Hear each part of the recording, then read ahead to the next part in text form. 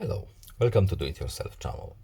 Today I will show you where to find the option and how to turn on our hide content options in notifications in our Samsung Galaxy S22 phone.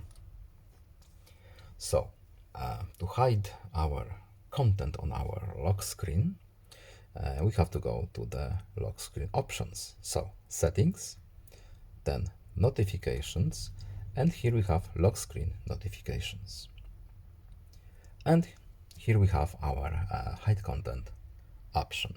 We simply tap it once, and now this option is enabled. Of course, if we want to turn it off, we simply go back, but we want this function to be on. So our content is hidden on our lock screen. That's all. I hope this video is helpful to you. Please leave a like and subscribe. Have a nice day and see you in the next video. Goodbye.